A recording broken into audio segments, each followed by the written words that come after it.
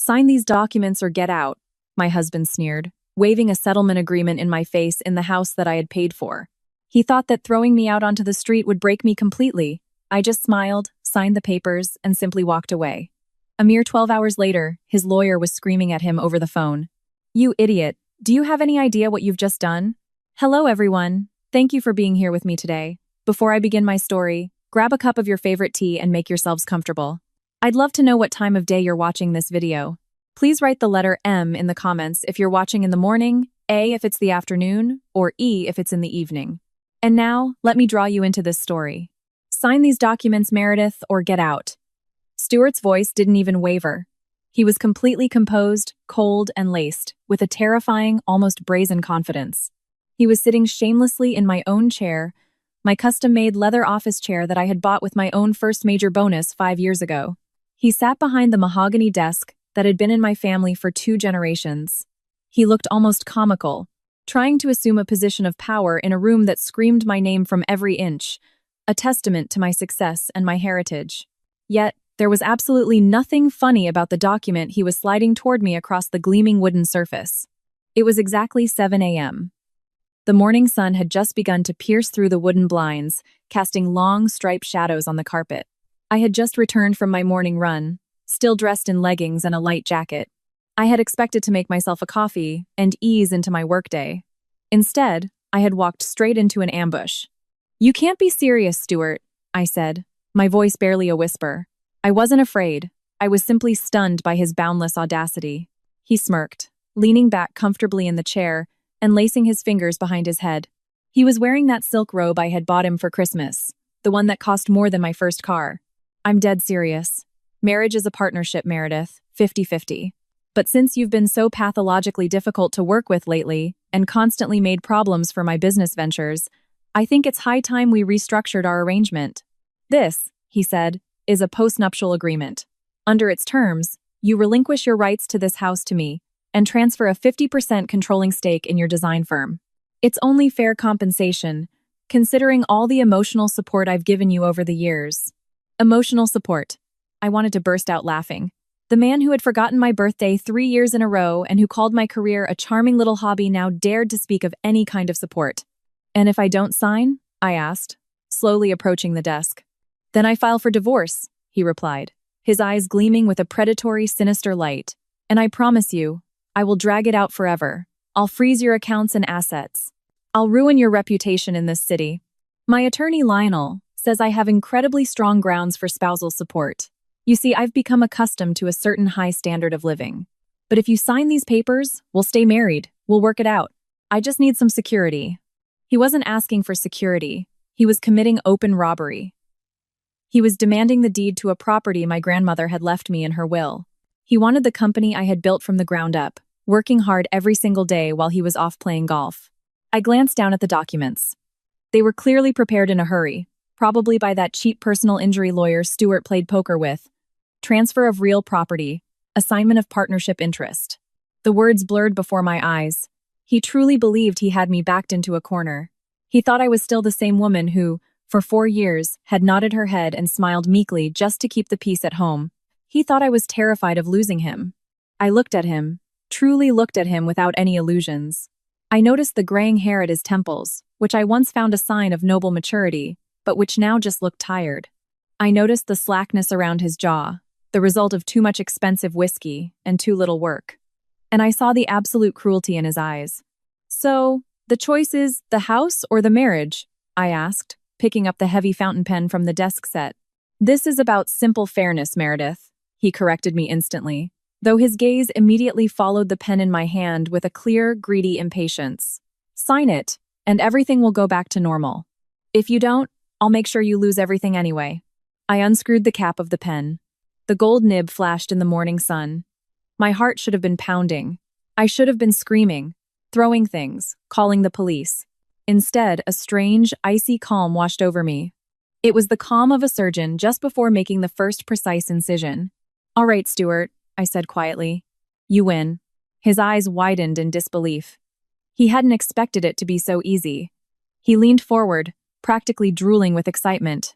"Good girl. You'll see. This is the only right choice." I leaned over the desk. I didn't hesitate for a second. I signed my name, Meredith A. Blackwood, with a sweeping, confident flourish at the bottom of the last page. The ink was dark, thick, and irreversible. Done, I said, capping the pen and placing it back on the desk with a distinct, decisive click. Stuart snatched the papers from my hands, scanning the signature as if looking for some trick or catch.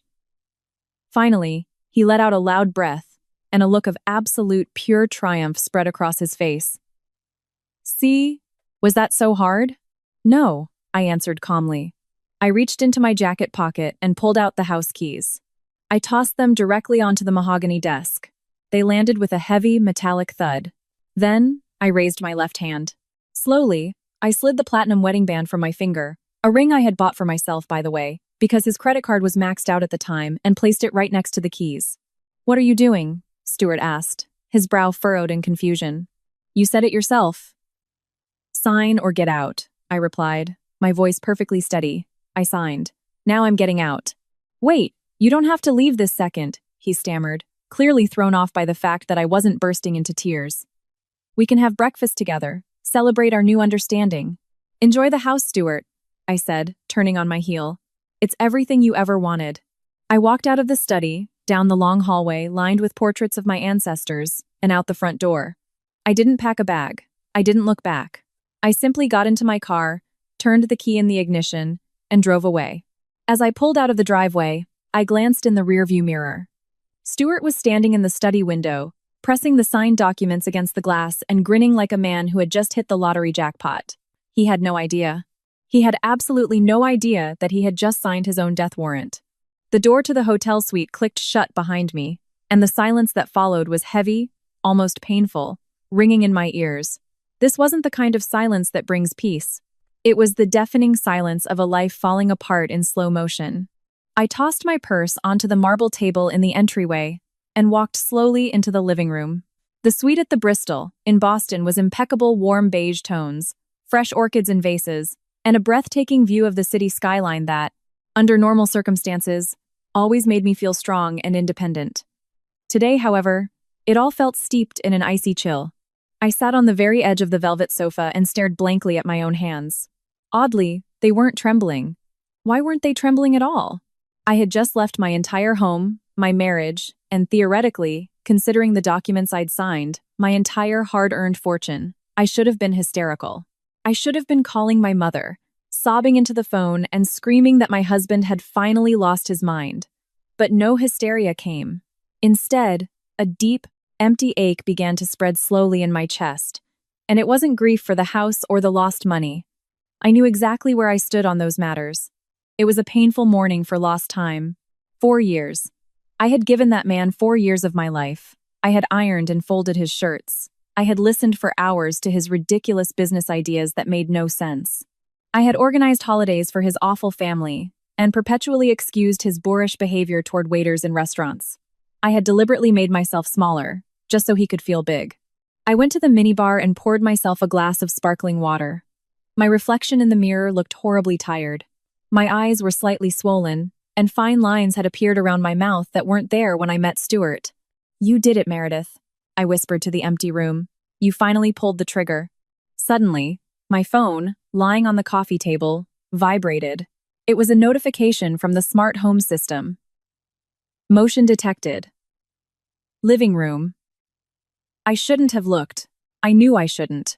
It was pure emotional masochism. Despite myself, I picked up the phone and opened the app. The camera feed loaded instantly in high definition.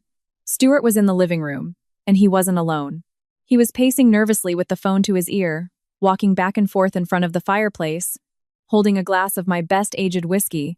He looked absolutely ecstatic, gesticulating wildly with his free hand and laughing loudly. I clicked the microphone icon to enable the audio. I'm telling you, she just packed up and left. Stuart's voice sounded flat and shrill through the small phone speaker. Left the keys, the ring, everything. I told you, Lionel, she's weak. She couldn't handle the pressure. The house is mine. And the company? Yes, exactly. First thing tomorrow, I'm going to the office to introduce myself to the staff as the new co-owner. This thing is a gold mine, and she's been running it like some kind of charity. He took a large gulp of whiskey. No, she definitely won't fight it in court. I bet she's at her sister's place right now, crying into a pillow. She loves me too much to drag things through the courts and air our dirty laundry in public. I have her exactly where I want her, he concluded with satisfaction. I turned off the screen. My hand clenched around the phone's case so tightly that my knuckles turned white. She loves me too much. So that was his calculation. That was the basis of his entire pathetic strategy. He had bet everything on the assumption that I was a desperate, aging woman who would pay any price, even the highest, just to keep a husband by her side. He had deluded himself into thinking my dignity had a price, and that he had just bought it for a pittance by scaring me with a hastily drafted legal document. I walked to the window and looked down at the bustling street below. Cars sped by, people hurried to work, lives went on. The world hadn't stopped for a second just because my marriage had just crumbled. At that moment, a new email notification appeared on my screen. It was from Kendra, my assistant. The subject line read, "Documents are ready." The body of the email said, "Meredith, I've prepared all the files you requested. The forensic accountant finished the financial report at 4 a.m. You were absolutely right. It's much worse than we thought. Should I send this to Camilla now, or would you prefer to wait?" I replied with a single word. Wait. I wasn't ready to drop the guillotine just yet. I wasn't going to do anything until the ink on the documents from Stuart's little victory lap had thoroughly dried.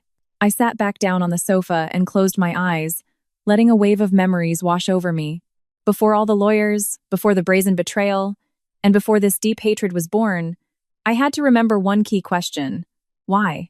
I had to remember who that woman was before Stuart Wilson entered my life, charmed me with his smile, and began to dismantle my world, piece by piece, brick by brick. I had to go back to the beginning, to that evening at the charity gala where he spilled red wine on my dress and then apologized with a smile that, at the time, seemed so incredibly charming. Only now did I understand it was the predatory grin of a wolf who had just spotted a lost sheep straying too far from the flock. That was exactly 4 years ago, almost to the day. I was 48 at the time and had been single for over a decade. My young firm, Blackwood Design, had just won a massive contract to renovate and design the interior of the new Boston Public Library branch, and professionally, I felt like I was on top of the world. Privately, however, I was terribly lonely. I would never have admitted it to anyone, certainly not to my employees, who saw me as the Iron Lady of Boston Design. But coming home every single night to an empty, enormous 6-bedroom house was starting to weigh heavily on my mind. That day, I was attending a gala for the Boston Children's Hospital. It was one of those lavish banquets where the champagne is mediocre at best, but attendance and networking are absolutely crucial. I was standing by the charity auction tables, wondering to myself if it was worth bidding on an exclusive weekend at a winery in Napa Valley, when a deep, masculine voice sounded behind me. You know, looking at that painting makes me feel like I urgently need glasses, and I assure you, my eyesight is perfect. I turned around sharply. The man was tall, and the tuxedo fit him like it was made for him. He had the magnetism of a mature man's salt and pepper hair, a strong jawline, and those charming crow's feet around his eyes that appeared when he smiled. "It's abstract expressionism," I replied, smiling politely. "It's meant to challenge our perspective." "So far, it's mostly challenging my wallet," he laughed loudly. "I'm Stuart Wilson. I'm in venture capital." Venture capital is an incredibly broad and vague term. I should have immediately asked what specific kind of investments he was involved in, right? I should have asked for a business card, checked his LinkedIn profile, or requested a look at his tax returns. But I did none of those things. I was simply, utterly charmed. "Meredith Blackwood," I replied, extending my hand. "The Meredith Blackwood?" He raised his eyebrows in appreciation.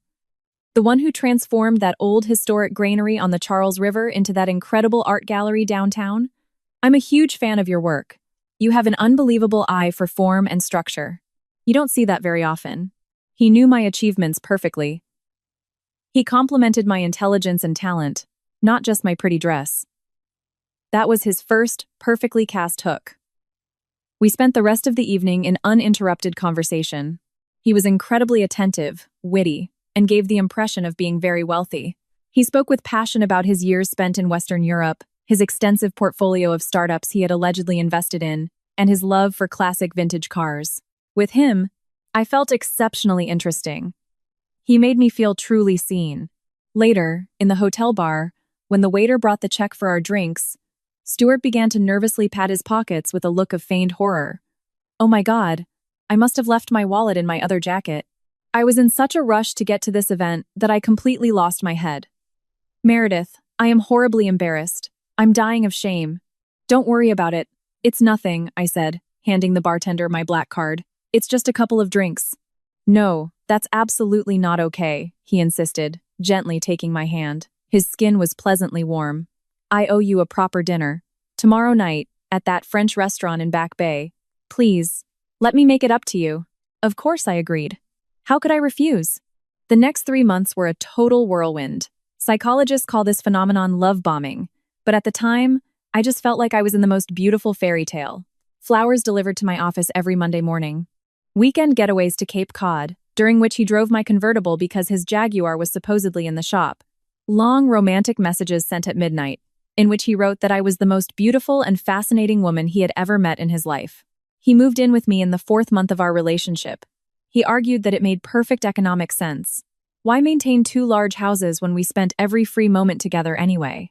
He claimed his lease was ending, and he was slowly looking for the perfect apartment for us in Beacon Hill.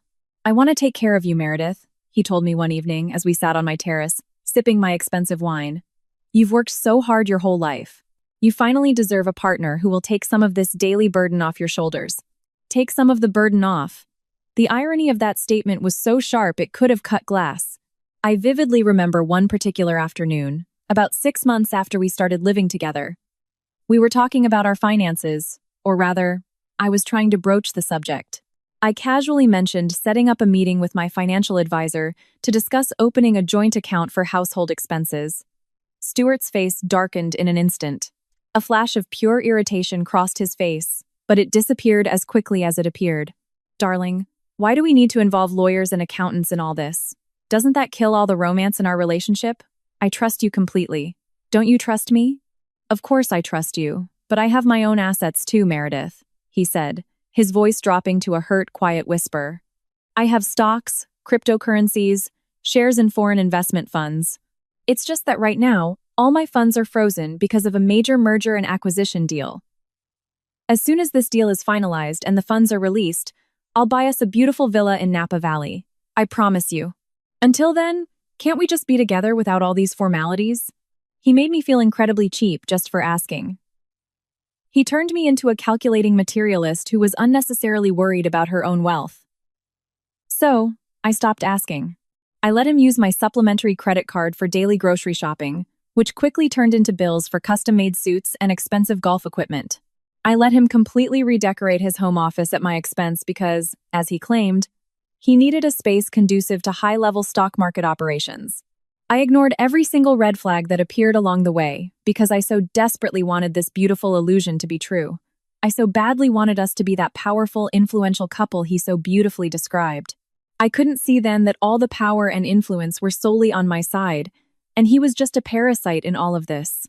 And then, as if that wasn't enough, he decided to introduce me to his family.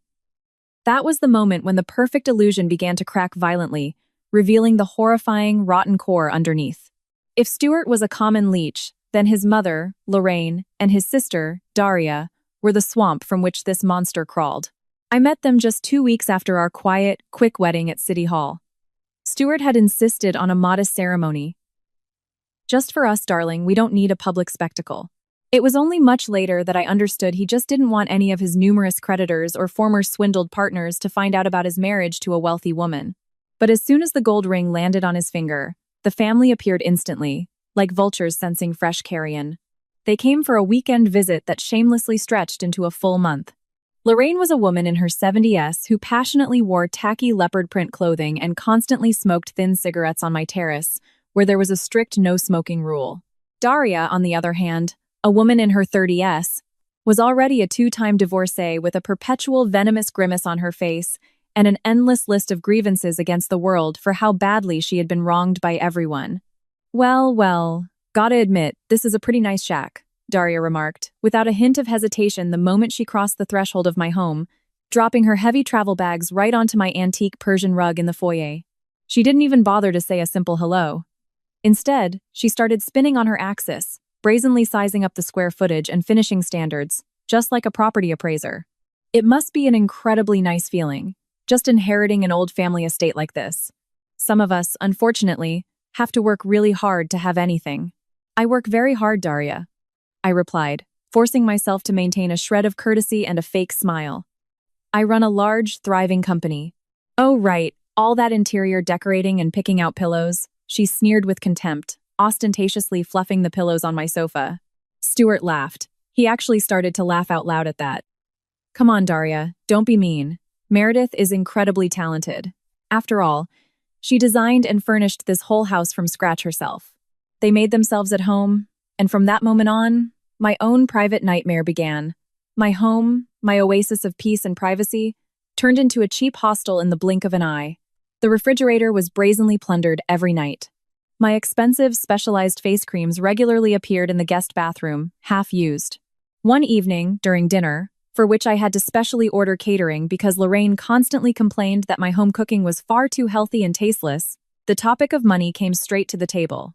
Stuart mentioned to me that you don't intend to help Daria in her current difficult situation, Lorraine said, ostentatiously stabbing a fork into a roasted potato. I slowly put my wine glass down on the table. I'm sorry, but what specific situation are we talking about? It's about her car, Meredith, Stuart interjected immediately, shamelessly reaching for another bottle of wine. I told you her transmission completely gave out. The girl doesn't even have a way to get to job interviews now. Daria had no plans for any job interviews. She sat on the couch all day, scrolling through Facebook and writing tirades about her ex-husbands. I didn't know anything about that, I said calmly. How much will the repair cost? Oh, that car is a complete wreck. A total loss, Daria mumbled with a full mouth, chewing a piece of beef. I just need a new car. Stuart mentioned you were planning to buy a new large SUV soon anyway, so I thought I could just take your current BMW. My BMW. My X5, which I use daily for crucial business meetings with my most important clients. I'm not giving my car to anyone, I said, my voice beginning to tremble and rise dangerously. Stuart immediately placed his hand on my shoulder. It was a heavy, domineering grip meant to silence me. Darling, don't be so selfish. We have 3 cars at home. You hardly ever drive the convertible in the winter anyway. Family has to help each other in difficult times. That's exactly what I love so much about you, your incredible generosity and magnanimity. He did it brazenly, right at the table, in front of witnesses. He used my own values and virtues as a weapon against me. If I said no, I would automatically become a stingy, rich shrew in their eyes, looking down on her husband's poor, struggling family. If I said yes, I would become a complete doormat. We will discuss this matter in private. I cut the topic off with a stiff, icy tone. In private? Lorraine reacted with a loud, screeching laugh. Did you hear that, Stewie? She wants to talk about her own family matters in private. Unbelievable. She'll probably come up with the idea of charging her own sister-in-law interest on this loan. And all this after all the emotional support you got from us. There it was again, their wretched emotional support. Their supposed help was like a precious currency to them, worth millions, except their account had always been empty. The critical moment of this whole exhausting visit came exactly a week later. I returned from the office much earlier than usual that day and found Lorraine and Daria in my private marital bedroom. They had brazenly opened my jewelry box. Daria was standing in front of the mirror, proudly holding an emerald brooch that once belonged to my late grandmother against her chest. What are you doing in here? I demanded an immediate explanation, standing with my arms crossed in the bedroom doorway. Daria jumped in surprise, but Lorraine didn't even flinch, not a bit flustered. Oh, come on, Meredith. We're just looking. Relax a little. You have so many of these trinkets. I bet you've forgotten about half of them long ago. This brooch would look simply stunning on Daria for her date tonight. Get out of my room, I said, my body literally shaking with rage. Get out of my bedroom.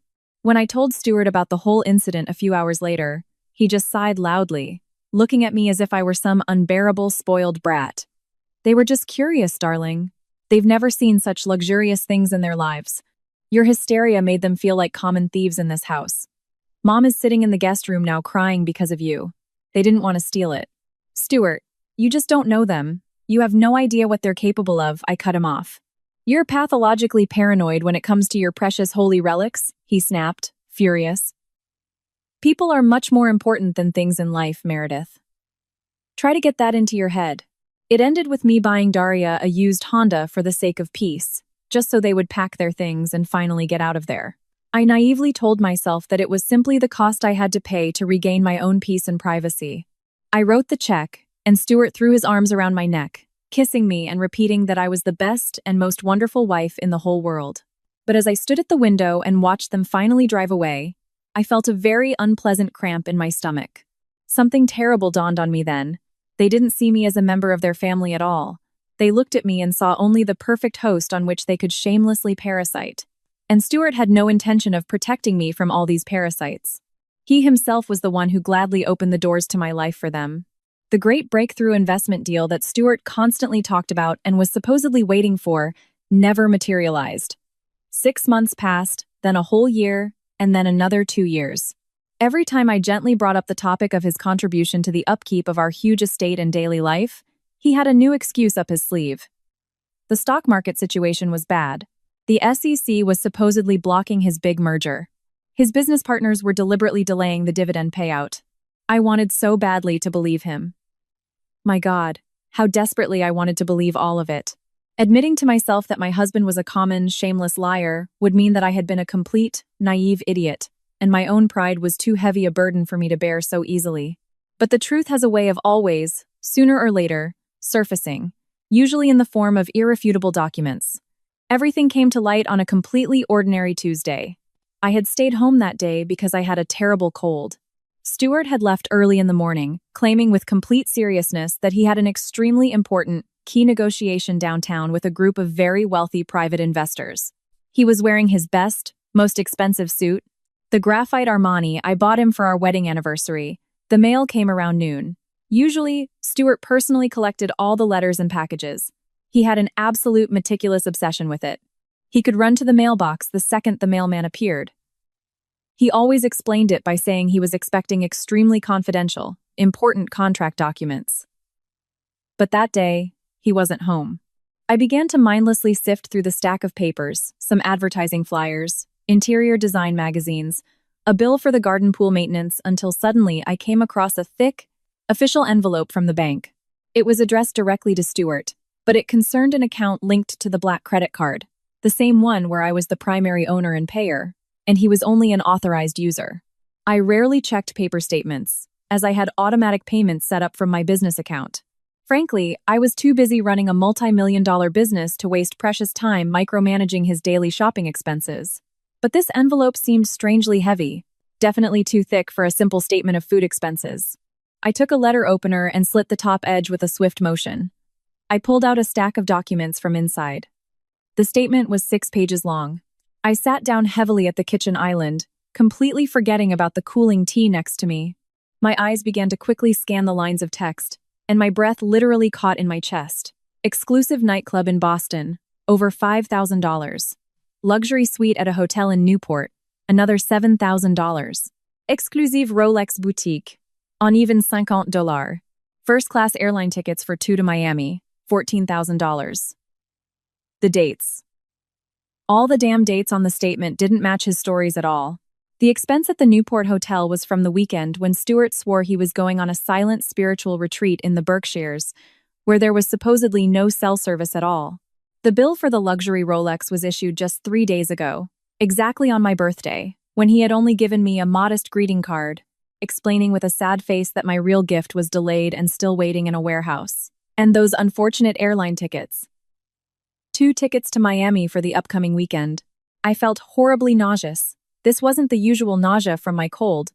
It was a deep, paralyzing nausea caused by total shock. I immediately went to the computer, logged into the online banking portal, and started digging much deeper.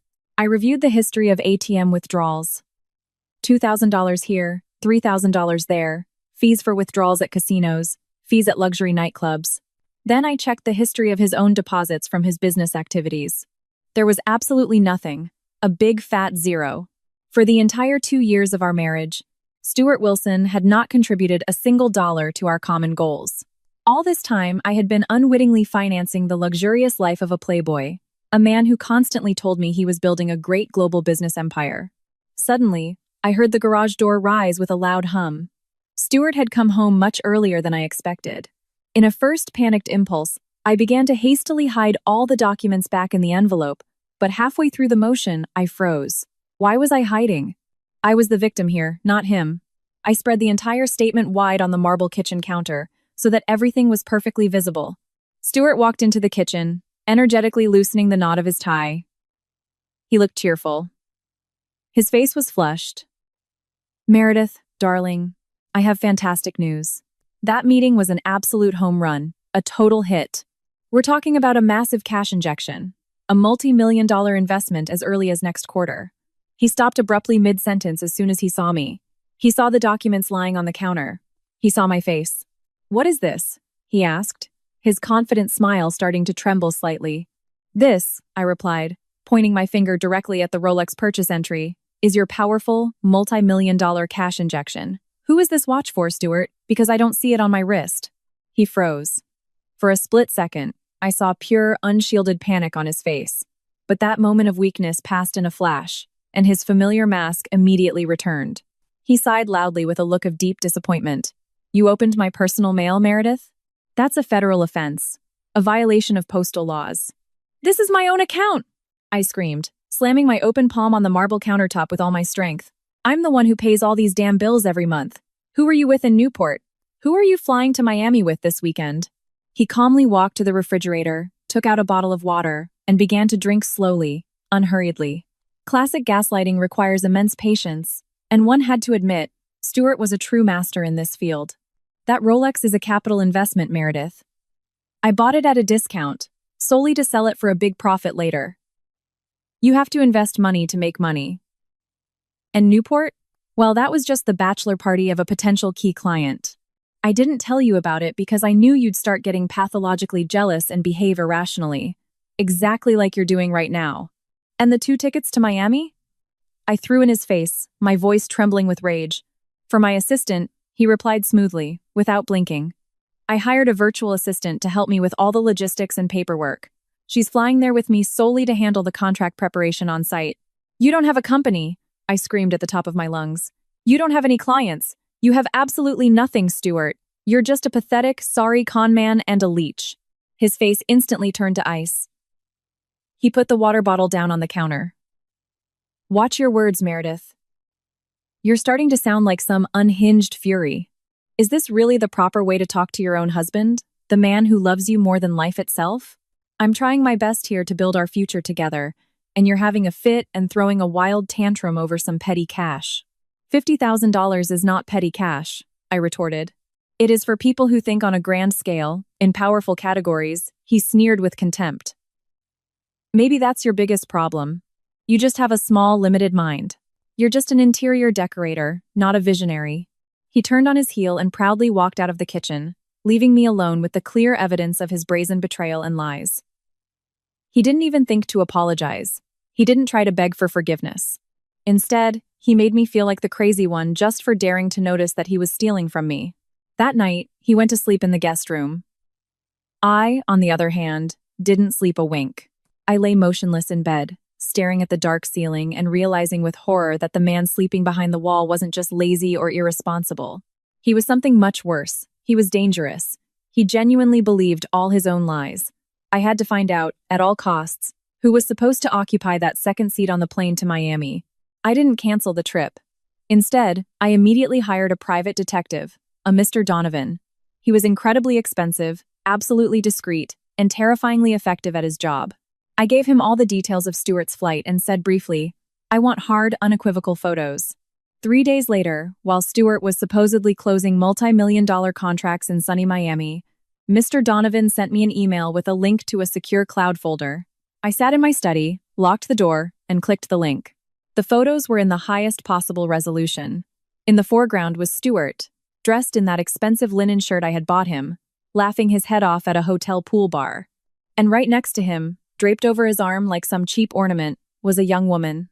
She couldn't have been more than 25, an attractive blonde with a perfect figure, dressed in a skimpy bikini that looked more like strings than a swimsuit. Below was a short note from the detective. Subject is Tiffany Miller, age 24. Personal trainer at a Boston gym franchise. Currently rents a studio apartment downtown. 3 months behind on rent. I started scrolling through more photos. They were drinking expensive champagne. They were kissing shamelessly on lounge chairs. In one photo, Stuart was tenderly and skillfully rubbing suntan oil on her back, with a closeness and intimacy that made my head spin with rage. But the real blow to my heart was a video file. Mr. Donovan had managed to get close enough to their table during dinner with a hidden microphone to record their conversation. There was a lot of noise in the restaurant, but their voices were perfectly audible. I put on my headphones. "She's getting so irritating, baby," Stuart's voice sounded. "Now she's accounting for literally every penny. I had to fight a real battle with her just to get her to raise the limit on the card for our trip. And when are you finally going to leave her?" Tiffany's voice was high, shrill, and terribly whiny. "You promised you'd do it by summer at the latest. I'm so sick of living in that shabby hole. I want to finally live in that big house with the pool. I can't just pack up and leave, Tiff," Stuart explained in a patient tone, as if explaining complex mathematical formulas to a small child. "If I leave now, I'll be left with absolutely nothing. We signed a prenup, remember? I'll get a big fat zero." At that moment, I paused the recording. A prenup. Yes, we had signed a prenuptial agreement. It was the only wise and sensible thing I had done, something my late father had insisted on before his death. That document fully protected all the assets I had accumulated before the marriage. Stuart had signed it 4 years ago with great reluctance and a huge sulk. I hit play again. "So what are we going to do then?" Tiffany asked. "We'll break her," Stuart replied. His voice suddenly changed. It became terribly cold, almost sinister. "I'm already working on it. I'm going to make her life a living hell. My lawyer says that if I can prove in court that she's mentally unstable, or if I can pressure her into signing a new property agreement that completely invalidates the old prenup, we'll be set for life. I just have to push her harder, make her believe it's all her fault and that she's the one destroying our marriage. She desperately needs love and acceptance. If I threaten to leave her, she'll pay any price and give me everything just to keep me, and then this house will be ours. Then we'll take over her entire company, we'll have absolutely everything. And we'll just throw the old hag out on the street." I ripped the headphones from my ears and threw them against the wall with all my might. Old hag, break her, force her. I was literally running out of air. I felt the room start to spin, the walls closing in on me. I shot up from my chair, went to the window, and pressed my forehead against the cold glass. For 4 solid years, I had been convinced that I was in a marriage with a man who was just a bit lazy, irresponsible, and maybe a little selfish. But this wasn't a marriage. It was planned predation. I wasn't a wife to him. I was only a target. A perfect mark to be fleeced. This man was cold-bloodedly planning with his young mistress to drive me to a mental breakdown or to the brink of desperation, just so I would sign over my life's work to him. He wanted to brazenly move his gym bunny into my grandmother's historic estate. I looked at my reflection in the glass. I saw tears streaming down my cheeks, but beneath those tears, I saw something else. I saw the same strong woman who had built a business empire from scratch in a male-dominated industry. A woman who had survived economic crises, dealt with the most difficult clients, and won complex contract disputes. Stuart thought I was weak. He had deluded himself into thinking I was a desperate, aging woman who would do anything for a bit of artificial affection. He was about to find out, firsthand, that this old hag knew exactly how to fight for what was hers. I wiped the tears from my face, picked up my phone, and dialed a number. I didn't call Stuart. I wasn't going to have a wild screaming match with him over the phone. I dialed a number I hadn't used in many years. "Camilla?" I said as soon as I heard the voice on the other end. "It's me, Meredith. I need you. And I need you to be the ruthless shark of a lawyer that legends are told about in this city." "Meredith?" Camilla's voice was warm, but I immediately sensed a professional sharpness in it. "Is everything all right?" "No," I replied, and my voice hardened like pure steel. "My husband is trying to rob me of my entire fortune. I want to destroy him legally, financially, and completely. When can we meet?" Camilla was much more than just a divorce lawyer. She was a force of nature in a perfectly tailored Chanel suit. Her luxurious office was on the 40th floor of a skyscraper in downtown Boston, with a view of the entire city, and she charged $1,500 an hour for her time, and was worth every penny. I sat across from her, the entire detective's report, along with a full transcript of the Miami recordings, spread out on her glass desk. Camilla read everything in absolute silence, her face completely unreadable behind her designer glasses. From time to time, she would pick up a red pen and circle certain fragments of the text. Finally, she looked up and met my eyes. "This is an amateur," she stated mercilessly. "A greedy, terribly stupid amateur. But amateurs can be extremely dangerous precisely because they don't know the rules of the game." "He wants you to sign a new property agreement?" she asked for confirmation. "He mentioned to his mistress that he intends to force you under pressure to invalidate the old prenup." "Of course he does." Camilla leaned back comfortably in her chair. "Because under the current prenup, in the event of a divorce, he leaves this marriage exactly as he entered it, with his own clothes and whatever is in his personal bank account, which, according to the auditor's report, is a big fat zero. He desperately needs you to voluntarily transfer those assets to him. So, I'll just tell him no and refuse," I noted. "We could do that." Camilla began to lightly tap her pen on the desk. "We could file for divorce today, citing adultery with irrefutable proof. You would win the case without blinking, and he would be immediately thrown out of the house. But that's not enough for me," I interjected sharply. A wave of pure rage washed over my chest again. "Camilla, that man humiliated me in the worst possible way. He brought his shameless family into my home to rob me. He spent my hard-earned money on his girlfriend. He called me an old hag and cold-bloodedly planned to drive me insane. I don't just want a divorce. I want him to suffer. I want him to feel the exact same paralyzing fear and panic that I felt when I opened that envelope from the bank." A wide smile appeared on Camilla's face. It was a predatory, almost terrifying smile. "I was hoping you'd say that." She pulled a thick folder from her desk drawer. "Do you remember 2 years ago when we completely restructured your companies and assets? We transferred the entire estate and most of your liquid assets into the Blackwood Family Trust?" "Yes," I nodded. "We did it for tax reasons and for asset protection.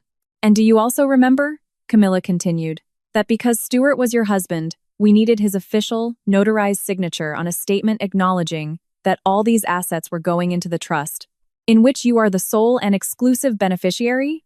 I remember he signed a whole stack of documents I put in front of him, I recalled. He didn't even look at them. He was too busy playing some game on his phone.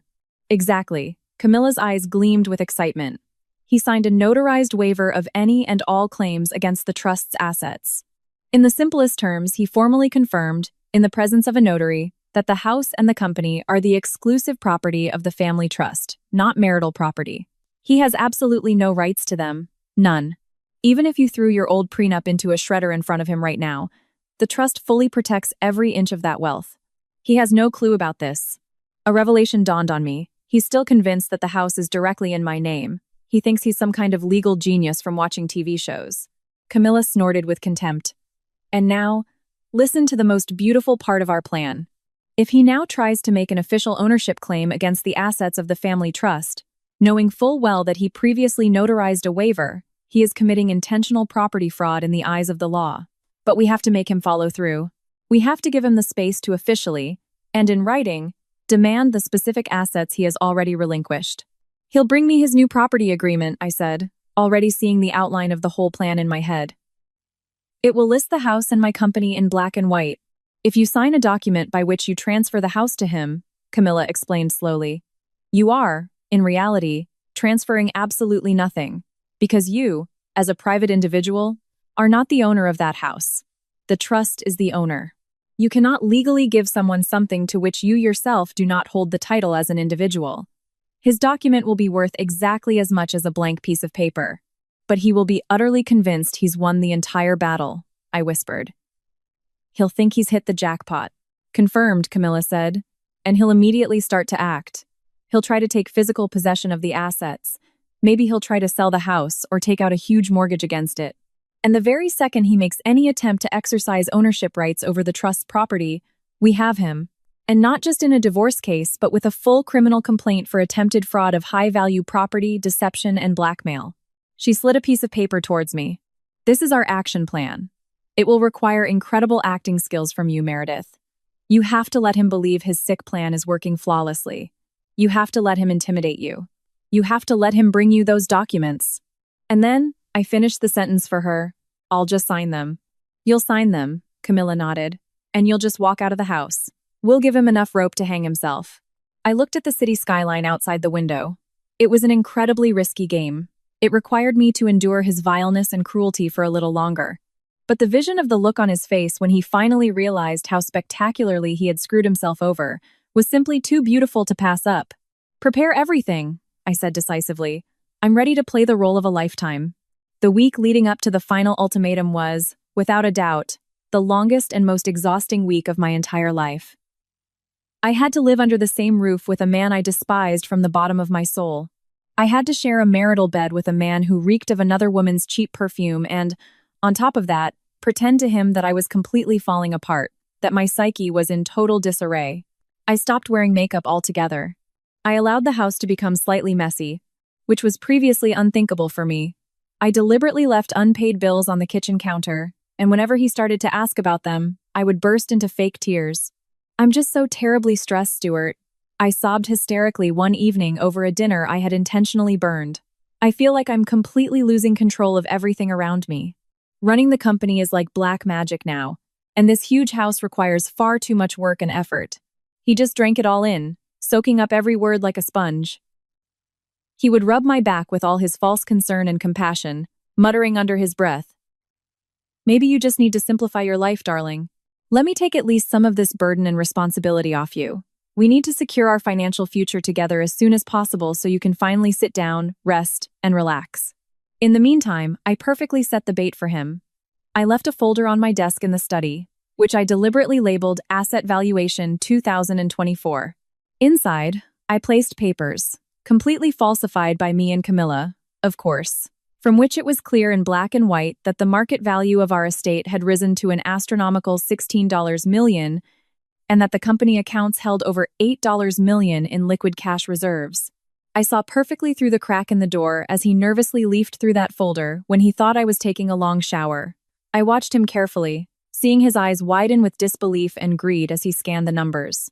He immediately pulled his phone out of his pocket and started taking detailed pictures of every page of the document. He sent them straight to Lionel. "Lionel says we have to act fast and strike while the iron is hot," I heard him whisper excitedly on the phone a few hours later, hiding in the dark garage. "She's completely cracking. Her psyche is failing. She's talking about selling the company and going to some monastery in India or some other retreat. We can't let her sell this business on her own under any circumstances. I need those shares and the cash." Greed, I thought to myself then, robs people of their last remnants of reason and makes them terribly foolish.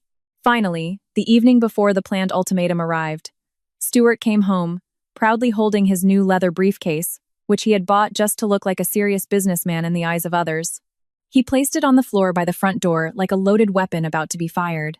"We need to have a very serious talk tomorrow morning, Meredith," he said, his voice unnaturally low, serious, and grave. "I've thought very carefully about many things related to us, our relationship, and I've come to a conclusion on how we can finally fix all this." "All right," I replied, making my voice tremble as much as possible. "I'll do whatever you say, Stuart." And that very memory brings us back to that specific minute in my study.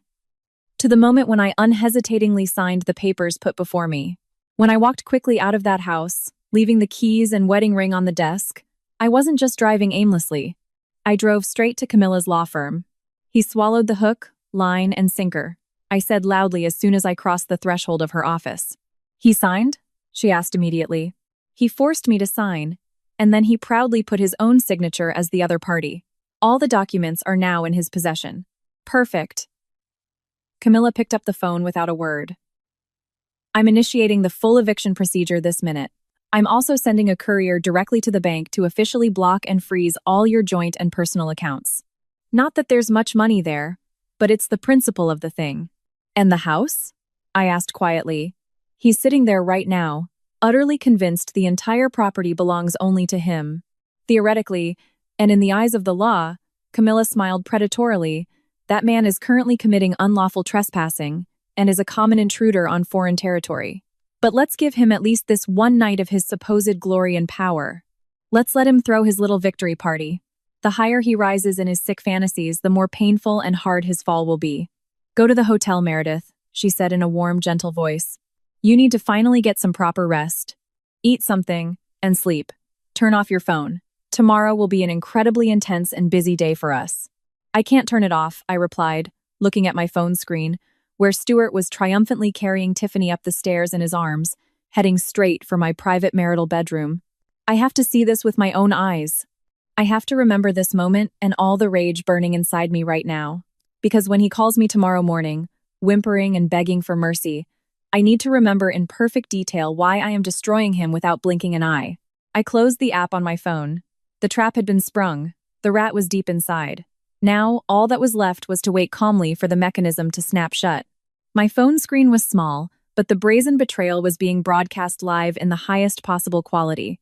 I sat in complete darkness in my hotel suite, the glow of the display illuminating my face as I watched the nightmare unfold in real time in my own home. It was only 8:00 p.m. A mere 12 hours had passed since I closed the front door behind me. Stuart hadn't wasted a second. My living room, usually an oasis of quiet elegance, was now packed to the brim with people. And I'm not talking about a few friends who dropped by for a glass of wine. This looked like the worst, cheapest frat party. There were at least 20 people in my house, most of whom I had never seen before in my life. They were probably some of Tiffany's friends or Stuart's buddies he played golf and drank beer with. The music was blasting so loudly that the bass literally shook the leaves of my ficus tree in the corner. But it was the sight of Stuart himself that made my blood run cold. He was standing brazenly on my coffee table, my unique table, a piece I had personally imported from Italy, made of travertine older than the history of many cities. He was wearing only the elegant trousers from his suit and a shirt unbuttoned halfway down his chest, holding a bottle of wine high in his hand. I zoomed in on the camera image to see the label. It was a Chateau Margaux 1982, a bottle my late father had personally given me for my 40th birthday. He had told me then, with tears in his eyes, to open it only on a day of absolute supreme happiness. That one bottle was worth nearly $100,000, and Stuart was brazenly pouring that liquid treasure into red plastic disposable cups. To a new chapter in life, Stuart roared at the top of his lungs, his shout horribly distorted by the security camera's microphone but still terrifyingly clear, to taking from life what is legally ours, to being the true king of this castle. The crowd around him roared in approval. Tiffany stood right next to him, shrieking with laughter. She was wearing my silk kimono, that beautiful kimono I had bought on a trip to Kyoto and treated like a relic, now casually thrown over her clothes like some cheap party gimmick. She looked completely drunk, swaying slightly, grabbing a plastic cup of that precious wine and chugging it as if it were the cheapest discount beer. "He's destroying it," I whispered to myself in the empty hotel room. "He's literally devouring and digesting my entire life." At that moment, Stuart pulled his phone out of his pocket. I saw on the cameras as he held it up high in front of him, and a second later my own phone vibrated violently, displaying a notification.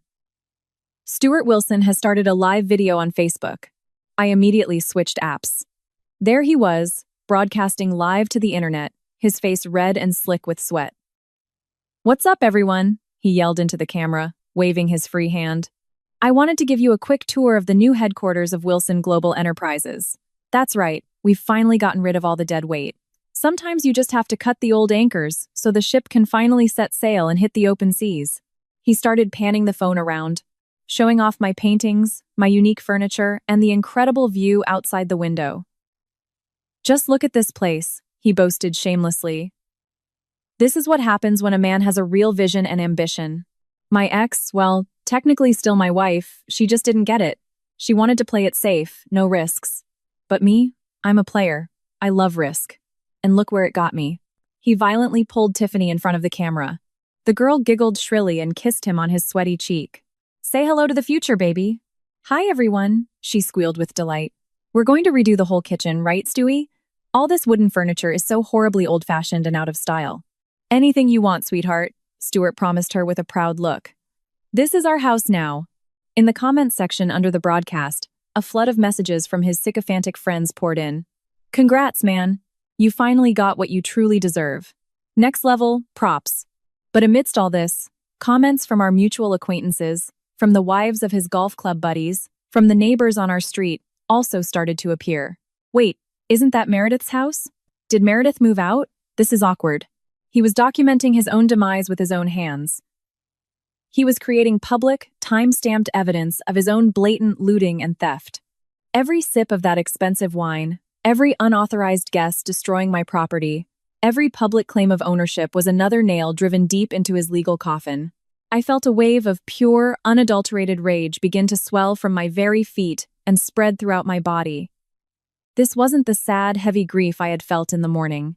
This was a hot, sharp, and incredibly motivating anger. He wasn't just robbing me, he was publicly mocking me, sneering and dancing on the grave of our marriage before the body had even had a chance to get cold. He finally stepped down from the table, nearly shattering an antique Ming Dynasty vase in the process. "All right, people, listen up," he bellowed to the assembled crowd. "The pool is now open. Who's jumping in for a swim?" A loud roar of approval erupted in the room. I watched in disbelief as people started stripping down to their underwear and running with screams towards the sliding glass doors that led to the terrace and the pool garden. I turned off the app. I couldn't bear to watch them desecrate my water. I shot up from the couch and went to the desk in the hotel room. Until now, I had been waiting. I had hesitated, perhaps subconsciously guided by some remnant of pity. Or maybe I was just in deep shock after everything. But in that minute, any remaining pity evaporated without a trace.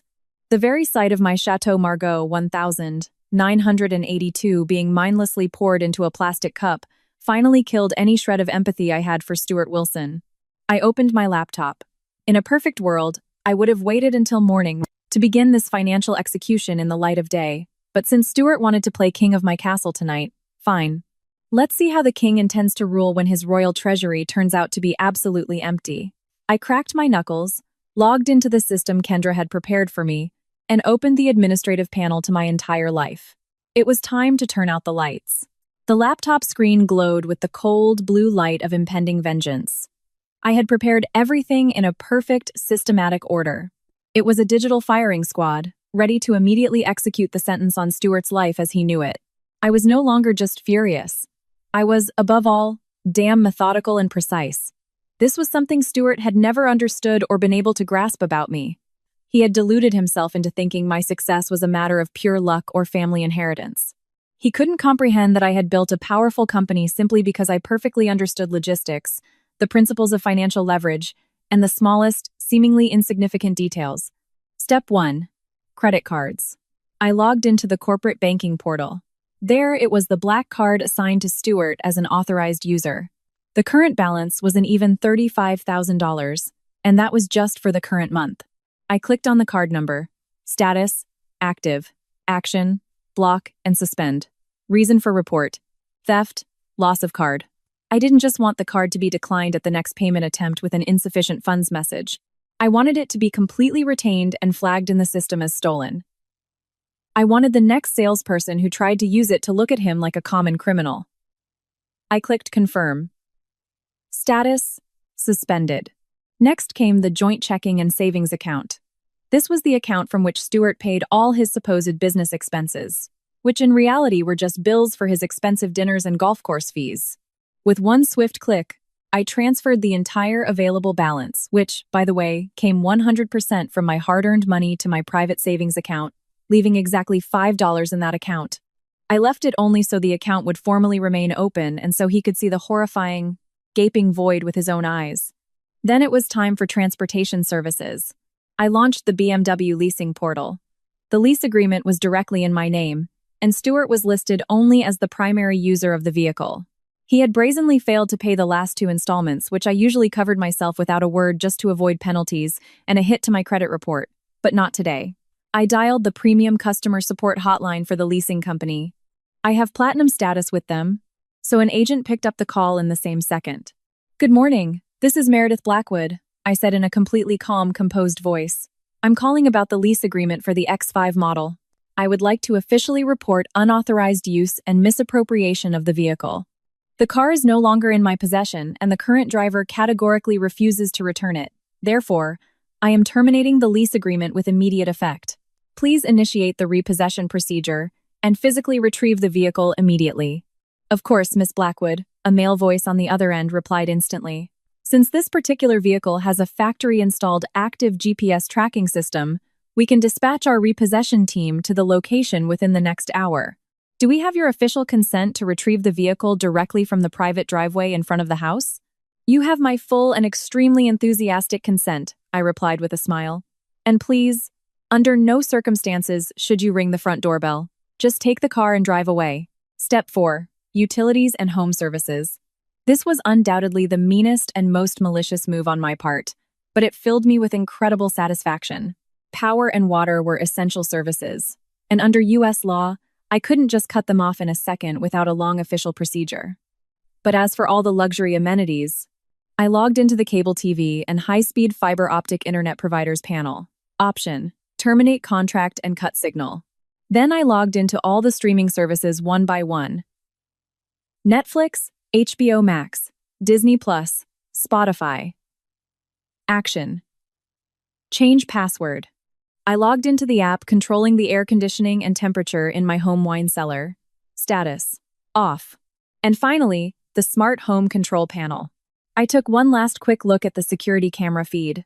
The party was in full swing. Stuart was standing by the pool, amused, holding another drink. Music was blaring from the speakers at full blast. I opened the user management tab of the system. I had main administrator privileges. Stuart only had guest status, something he had no idea about until now. With one click, I changed the main system access code. I removed Stuart's iPhone from the list of trusted and authorized devices. I also deleted the new temporary guest code named Tiffany that he had brazenly created just moments before. Then I went to the Scenes and Automations tab. I created a brand new scenario, which I named simply Phantom. Action 1. Immediately turn off all lights inside the building. Action 2. Lock all external doors and windows. Action 3. Set the heating temperature to 95 degrees Fahrenheit. Action 4. Turn off the pool water heating and all filter pumps. Action 5. Activate the internal voice announcement system for an intruder in the building. I left the police alarm off for now. I just wanted the recording to play inside the house. My mouse cursor hovered directly over the Activate Scenario button. My heart was pounding in my chest, but it wasn't fear. It was pure, condensed adrenaline. This was the moment, that specific second, when I stopped being a helpless victim and became the person in full control of the situation. He wanted this house so badly. He could have it, for now. But in a moment, he was about to find out firsthand that this house was a powerful machine, and I, and only I, held the remote control. I pressed the button on the screen. In the same millisecond, all the lights in the entire estate went out, plunging the building into pitch-black darkness. The music stopped abruptly, cut off mid-note. I saw on the night vision cameras how people instantly started turning their heads in confusion. I saw them frantically clicking on the flashlights on their phones. Total chaos and disorientation ensued. And at that exact moment, a bank notification popped up on my iPad.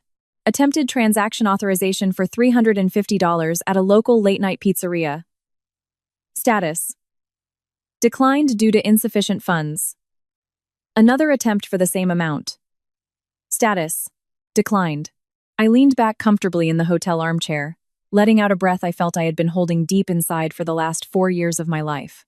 The silence that now filled my hotel room was no longer heavy or overwhelming. It was a beautiful, pure silence, reminiscent of a judge's gavel striking, announcing the final verdict. If you have listened to my story up to this point, please leave a like on this video and write the number 1 in the comments. This way, I'll know that you are with me and accompanying me on this extraordinary life journey. Your presence and support are an incredible motivation for me and give me a huge amount of strength to fight. Write a 1 so I can see you. And now, listen to what happened next in my story. I closed the laptop.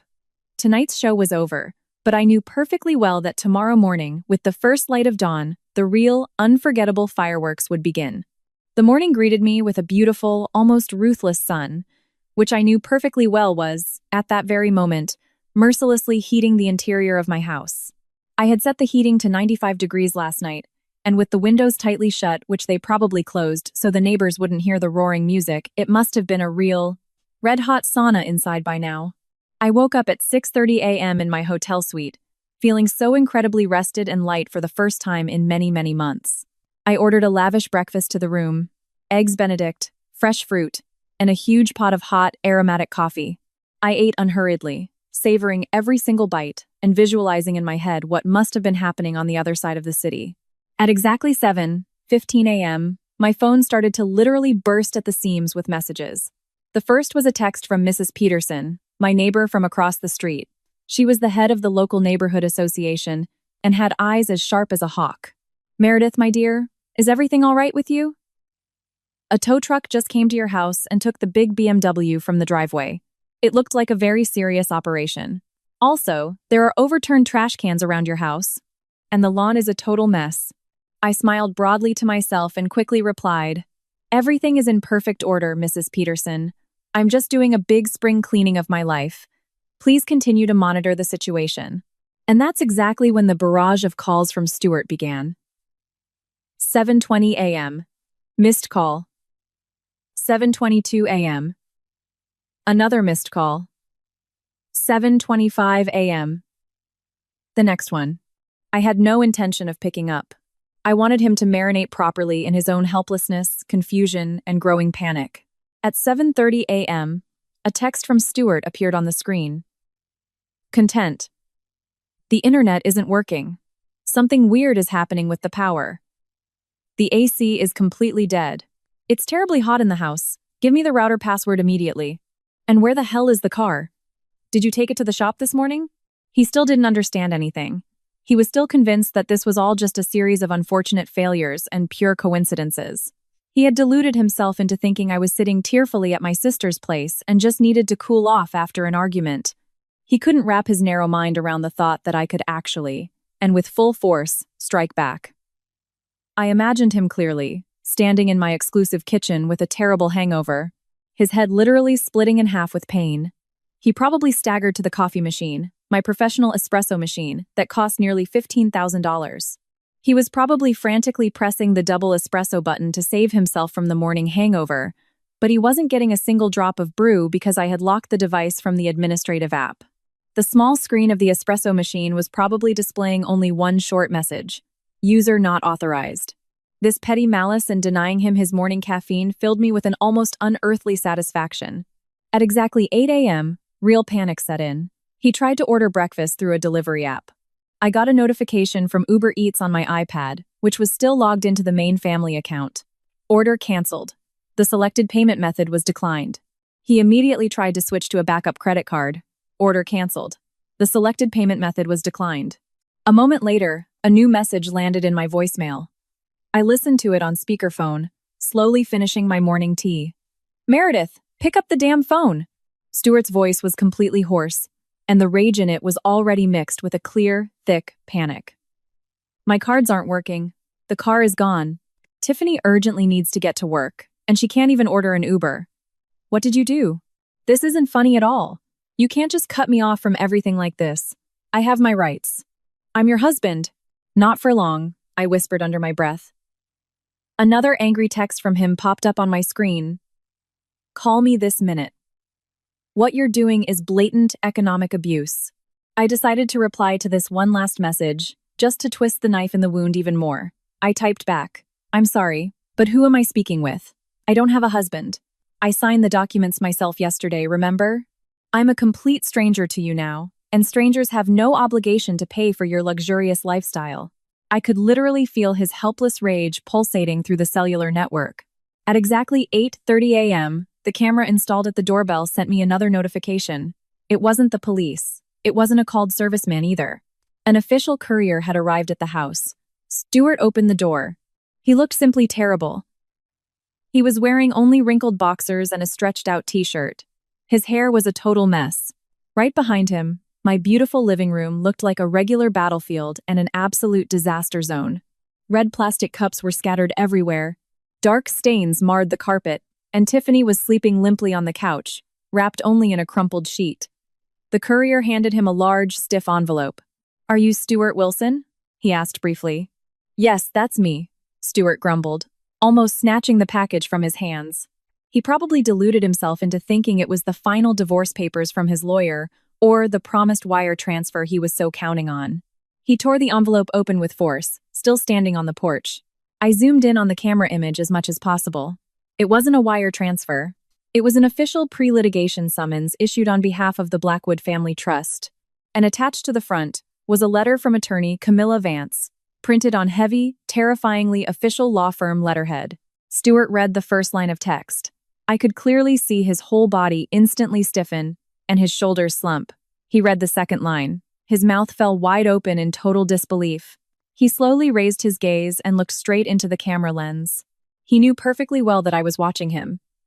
He stared straight into the glass of the lens, and his face was completely pale.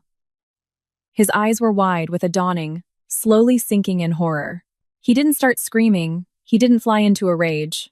In that second, he just looked like an incredibly small, pathetic man. He turned sharply on his heel and ran back into the house, stumbling helplessly over the threshold and screaming at the top of his lungs for Tiffany to wake up immediately.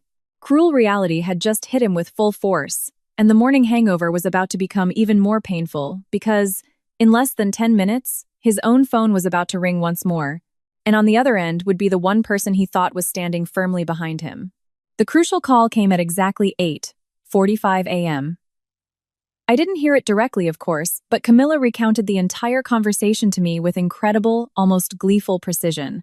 Besides, I heard the whole thing anyway, because Stuart, in a total panic, had switched to speakerphone, running around the living room like a madman right under the microphone of my high-end security camera. On the other end of the line was his lawyer, Lionel, the same man who advertised himself on local cable TV between reruns of cheap reality shows. "Lionel, you have to do something about this. Get me out of this," Stuart yelled, pacing nervously around the discarded plastic cups. "She's cut me off from everything. The car was brazenly taken from the driveway, and I just got an official letter from her lawyer claiming I'm trespassing. Trespassing in my own private home."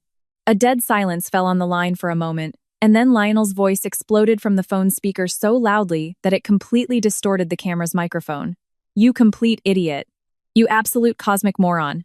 Stuart instantly froze in place. "What? Why are you screaming at me?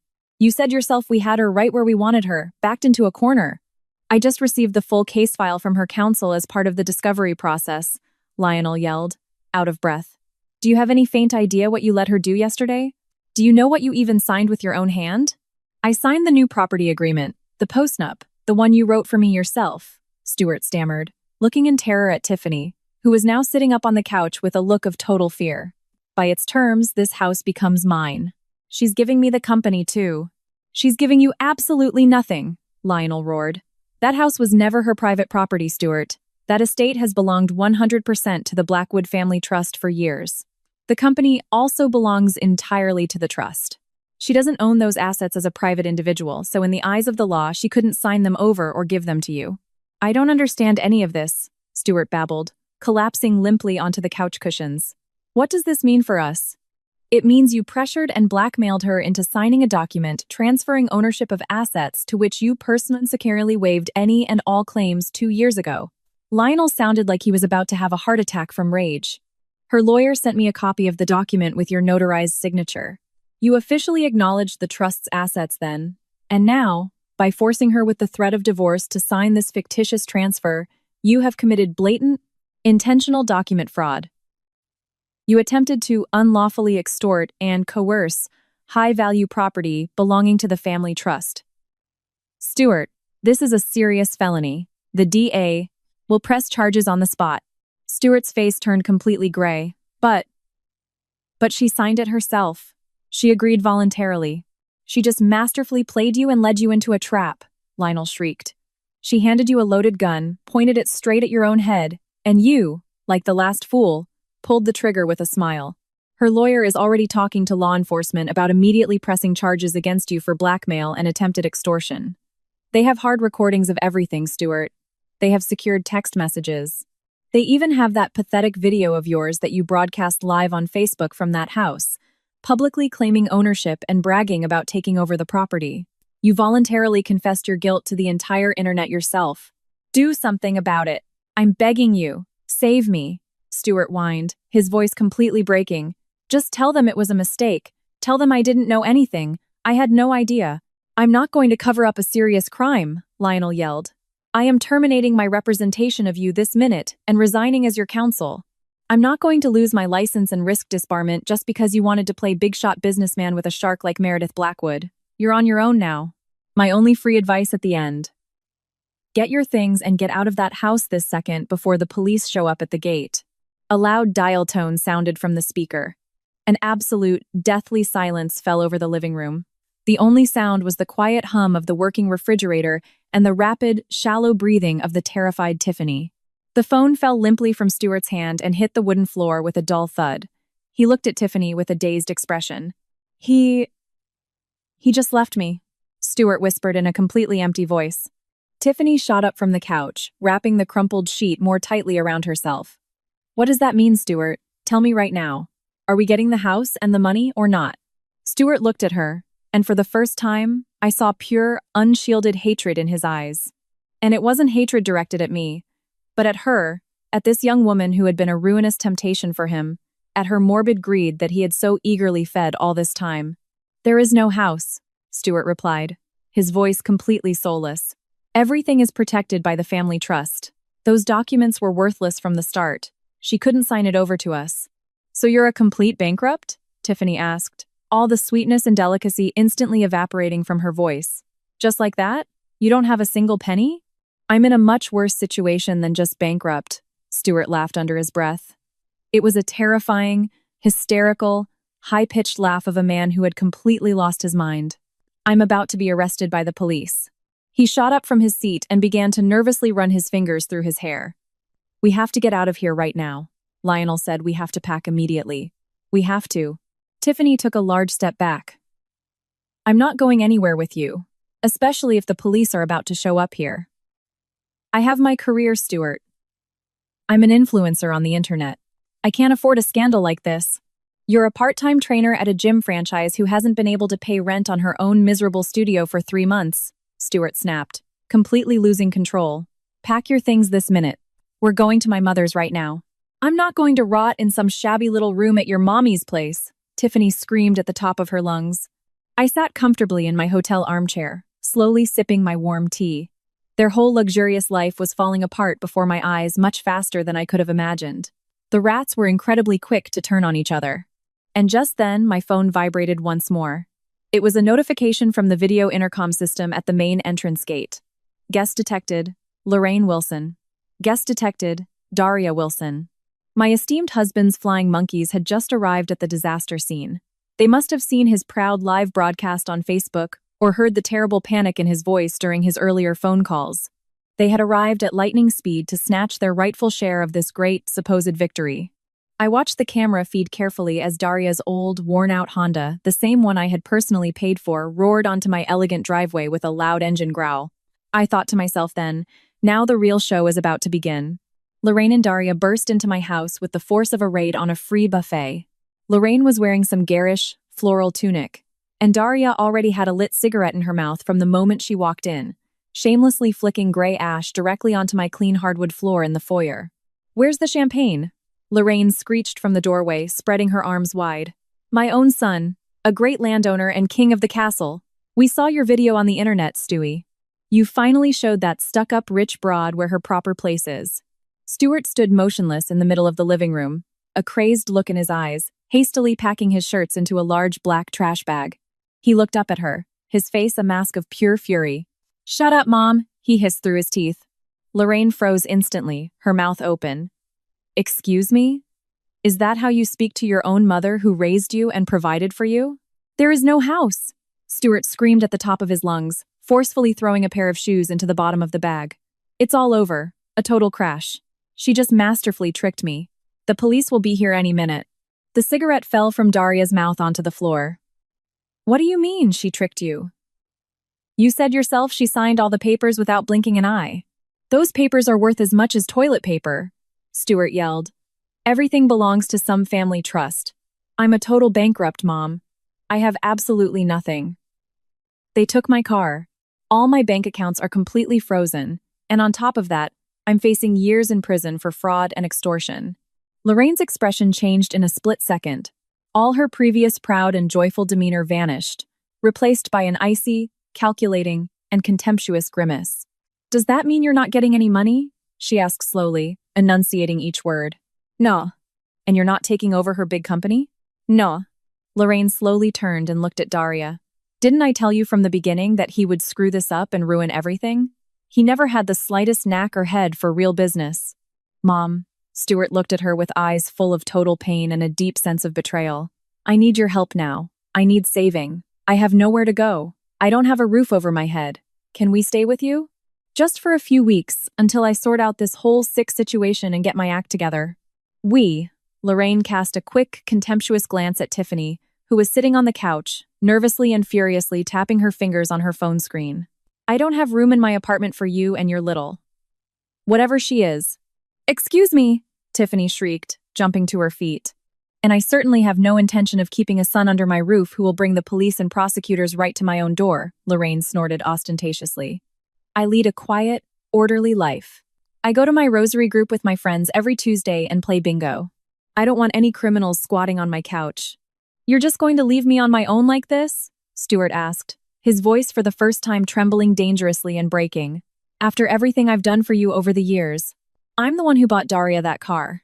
I'm the one who paid off all your gambling debts at the casino out of my own pocket. With Meredith's money, Daria interjected immediately with a venomous smile, showing zero loyalty. Technically speaking, you didn't give us a single dollar of your own. She gave us all of that. Then call her this minute. Stuart began to beg, almost falling to his knees before them. Call Meredith. She liked you a lot. She was always nice to you.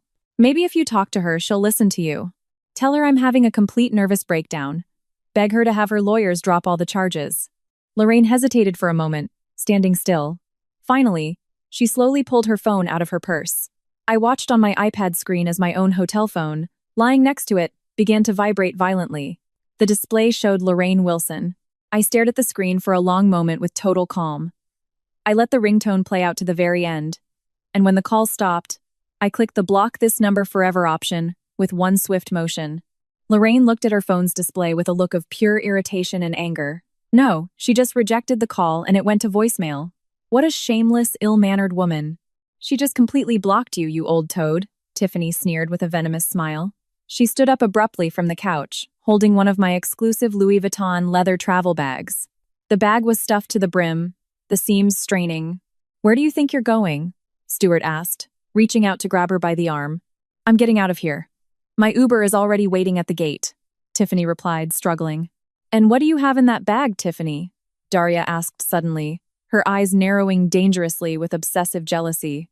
Just my personal things, the girl replied quickly, pressing the expensive bag even tighter to her chest. But that's Meredith's handbag, Stuart suddenly noticed, his eyes wide. And it looks terribly heavy. What did you steal from there? This is my well-deserved compensation, Tiffany shrieked at the top of her lungs. For a wasted 6 months of my life with a total loser like you. She tried to make a sudden dash for the exit.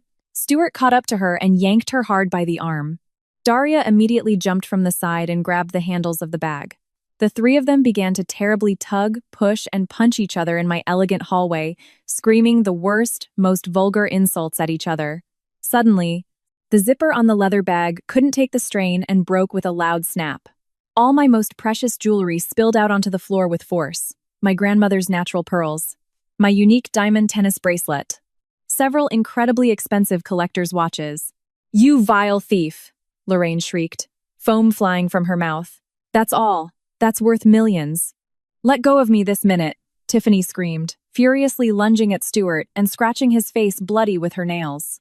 Suddenly, the front door of my house burst open. It wasn't the police.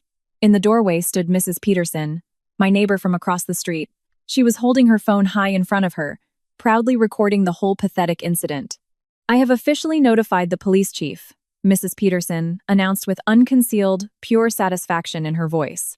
And I have you all on video, brazenly stealing Miss Blackwood's private property. The patrol cars will be here in less than 2 minutes. A dead silence instantly fell over the room. Everyone froze. Tiffany looked in horror at the jewelry scattered on the floor. Stuart gaped helplessly at Mrs. Peterson. Lorraine began to nervously look around for the nearest emergency exit. We're out of here, Tiffany screamed at the top of her lungs. She completely abandoned the precious jewelry on the ground. With all her strength, she pushed Stuart so hard he flew against the wall, and she ran out of the house as fast as her legs could carry her, heading straight for the Uber, waiting for her at the gate. Lorraine and Daria had no intention of waiting a second longer for Stuart. They turned on their heels and bolted in a panicked escape towards their car. Mom, wait for me, please, Stuart yelled, running blindly after them onto the lawn. I watched with a smile on the screen as Daria's old Honda screeched away from the driveway with squealing tires and a cloud of black smoke, leaving Stuart completely alone in the middle of my perfectly manicured lawn. He stood there, completely barefoot, holding a black trash bag with his few shirts, while Mrs. Peterson continuously filmed him from her porch with a look of total contempt and condemnation. He was, at that moment, utterly and completely alone in the world. And at that exact second, from around the corner, with the loud wail of sirens and the flash of blue lights, the first police car emerged. I timed my arrival at the house perfectly. I wanted to be there at the exact moment the police tape and official prosecutor seals were being affixed to the front door, but under no circumstances did I want to participate in the earlier pathological brawl. I parked my rental car at the curb just as Sergeant Davis was getting out of his patrol car. Right behind me, with a loud purr of its engine, Camilla's black Porsche pulled onto the street. She looked simply stunning, impeccable, holding an elegant leather briefcase full of documents under her arm. We walked slowly, confidently up the driveway, the click-clack of our high heels echoing on the pavement. Stuart was sitting helplessly on the stone front steps, his face buried in his hands. He slowly raised his head as he heard our footsteps. His eyes were terribly bloodshot, and his sweaty face bore several deep red scratches from Tiffany's nails. The moment he saw me, a faint flicker of hope appeared in his desperate eyes. "Meredith," he choked out, his voice breaking, as he struggled to his feet. "Thank God you're here. You have to tell them to stop this whole farce immediately. They're treating me like some common criminal here. Please, tell them it was all a big misunderstanding. Tell them we're still married." I stopped exactly 10 feet in front of him. I slowly adjusted my expensive sunglasses. There wasn't a trace of anger or rage on my face. I just looked terribly bored by the whole situation. "In the eyes of the law, we are still married, Stuart," I replied in a completely calm, almost cold tone, for a little while longer. "But in the same eyes of the law, you are currently committing unlawful trespassing on property belonging to the family trust. And Sergeant Davis is here today solely to officially and forcibly escort you off the premises of this property." Trespassing, Stuart laughed under his breath, a terrifying, hysterical, and completely broken sound. "But I live here permanently. All my clothes are in that bedroom. We were having dinner together here just yesterday." A small correction, Camilla took a large step forward, her voice as sharp and precise as a surgical scalpel. "You have broken into and are unlawfully present on property managed entirely by the Blackwood Family Trust. You do not have a valid lease agreement. You do not hold a deed of ownership. You are not entitled to any tenant rights whatsoever." She handed the officer a thick folder of documents. "Officer, here is the official immediate eviction order and restraining order issued by the district court this morning due to reasonable suspicion of attempted fraud of high-value property, blackmail, and theft. Also attached is an official summons for immediate eviction with immediate effect." The police officer nodded slowly. He was a stocky, serious man who had known my late father well from years ago. He looked at Stuart with extreme, unconcealed contempt and disgust. "Mr. Wilson," the officer said in a firm, rough voice, "you have exactly 30 minutes to collect your most essential personal belongings from this house. I'm talking exclusively about clothes and basic toiletries. Under no circumstances are you to touch any electronics, valuables, or furniture. After that time, you are to vacate the property without fail. If you set foot here even once more, you will be immediately arrested and taken into custody." "But where am I supposed to go?" Stuart started yelling, real tears welling in his eyes as he looked at me pleadingly. "Meredith, I'm begging you. I have absolutely no one. My own mother threw me out. Tiffany brazenly robbed me. All my cards are blocked." "Well, it seems that is solely your personal problem," I replied curtly. He took a quick step towards me. "But I'm your husband. I really did love you. I swear. I just got lost in all of this. I was so afraid for our future together. Please, darling, let's go inside for a moment and talk quietly, in private. Just you and me. We can still fix this somehow." He was trying his cheap little game again, that whole artificial charm.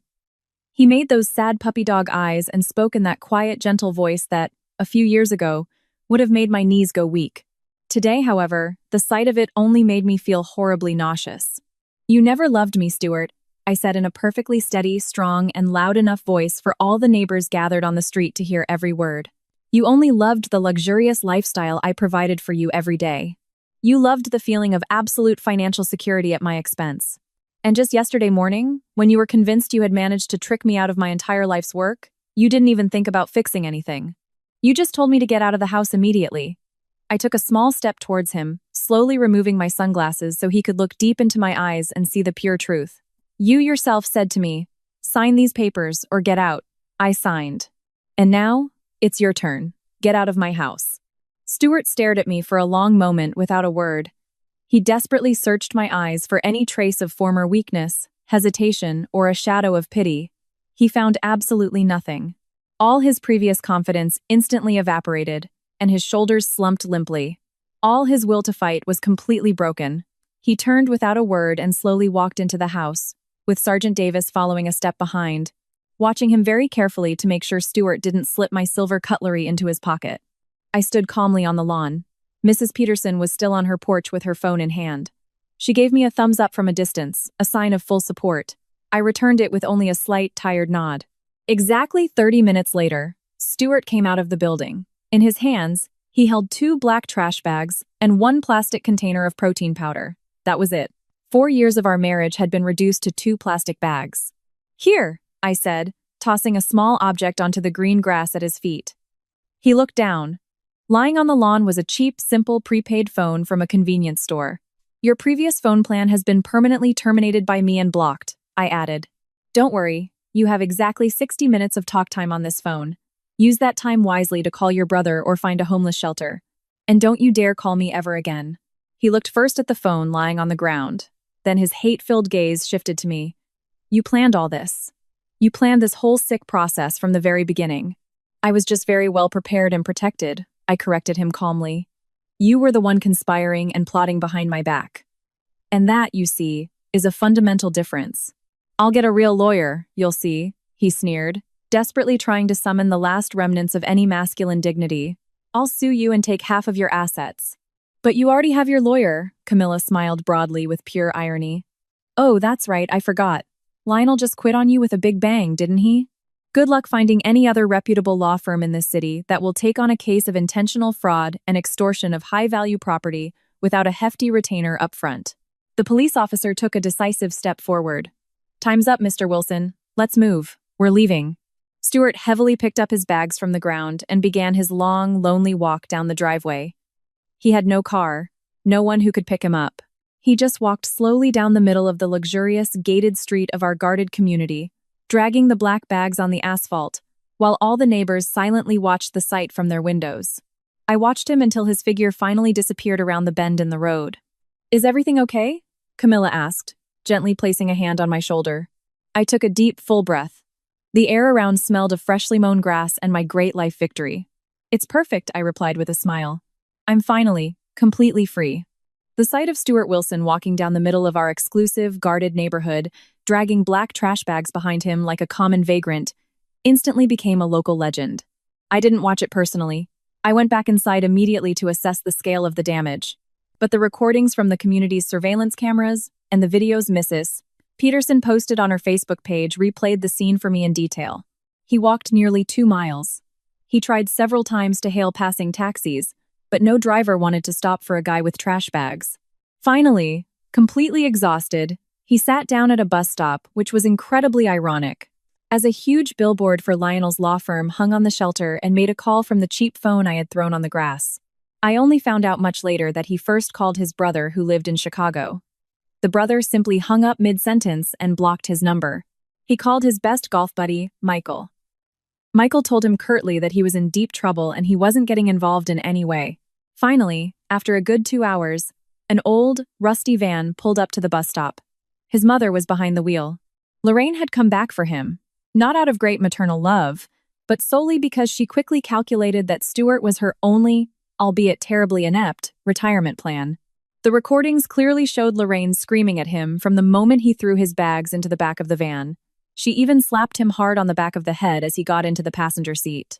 And they drove off with a loud engine roar in a great cloud of exhaust fumes. When I went deeper into the house, the scale of the blatant violation of my privacy hit me with full force. A terrible, heavy smell of stale beer and cheap sweet perfume hung in the entire living room. My unique Persian rug had several clear cigarette burns. My precious Chateau Margaux had left a sticky, dark, purple stain on the travertine coffee table. But it was the sight of my own bedroom that hurt the most. I crossed the threshold of the master bedroom. The bed was completely disheveled. My elegant pillows were scattered limply on the floor. Used makeup remover wipes from Tiffany were strewn across my luxury vanity. I felt utterly violated in my own home. Everything was dirty and saturated with their presence. I stood motionless, staring at the large bed where I had slept for the last 4 years. The bed where I had tried so incredibly hard to be the best, most perfect, and understanding wife. Camilla entered quietly behind me. "I can arrange for a professional cleaning crew within the next hour," she said quietly. "I can order a full medical-grade disinfection and ozonation if you want." "Yes, please," I replied quietly. But first, I walked decisively to the bed. With one pull, I tore off all the bedding. I stripped the duvet cover. I gathered all the pillows in my arms. "I'm going to burn all of this myself," I said firmly. "Meredith, that's the highest quality Egyptian cotton," Camilla tried to gently reason with me. "I don't give a damn. Even if these threads were woven from pure gold," I replied, tightly clutching the large bundle in my arms. "They touched it. That girl lay on this. It all has to disappear from my life immediately." I carried the whole big mess out to the garden, straight to the stone fire pit. I threw the expensive bedding right into the center of the pit. I doused everything liberally with lighter fluid from the garage and tossed a single lit match. The flames shot up instantly. I watched in silence as the exclusive fabric shriveled, blackened, and turned to ash. I watched the gray smoke rise high into the afternoon sky. It was a true cleansing ritual for me. I felt as if with every burned fiber of fabric, my body and soul became several pounds lighter. I wasn't just burning expensive bedding. I was burning all those years of shameless lies, that terrible gaslighting, and that eternal, destructive feeling that I wasn't good enough for my husband. "Goodbye forever, Stuart," I whispered under my breath. Suddenly, my phone started ringing again. It was Kendra, my assistant. "Meredith," her voice on the phone was as professional as ever, but I could sense a huge excitement in it. "I just finished talking with our bank's audit department. They have completed a full verification and summary of all unauthorized financial transfers that Stuart made on your accounts over the past 2 years. The total amount comes to exactly $1.2 million. File an official criminal complaint immediately," I replied, not taking my eyes off the dying fire. "And that's not all," Kendra continued. "The police just called the office. They've arrested Tiffany. She brazenly went to one of the luxury pawn shops downtown, trying to pawn your diamond tennis bracelet. The owner immediately recognized the unique model and called a patrol. The girl is currently in custody." "Very good," I replied. "We demand the maximum possible penalty and will not back down one bit." "And Stuart? What about him?" "He's been blowing up the company's phones.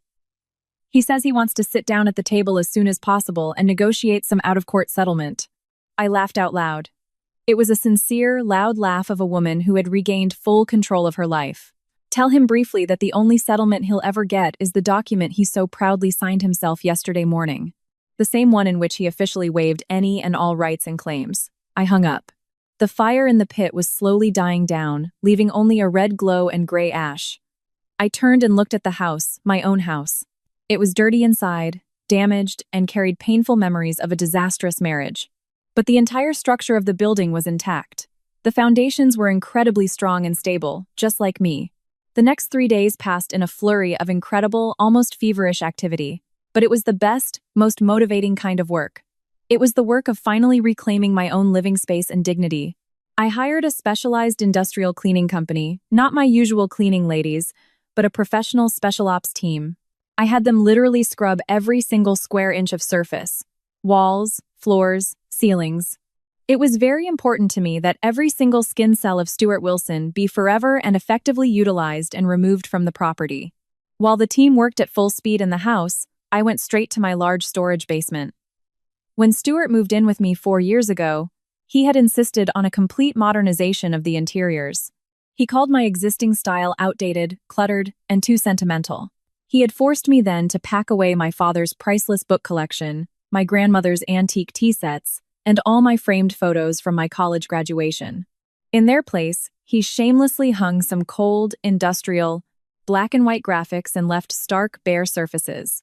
"Minimalism is the only proper mentality for successful people," he would repeat to me like a mantra. Now, with a huge smile on my face, I was pulling all those big boxes out of the dark storage. I personally unpacked the leather-bound vintage editions of Hemingway and Steinbeck that belonged to my dad. I gently touched the worn covers, absorbing the unique smell of old paper. I arranged them back on the shelves in the home library, perfectly filling all the empty, cold spaces that Stuart had left behind. I took out the old photos from the boxes.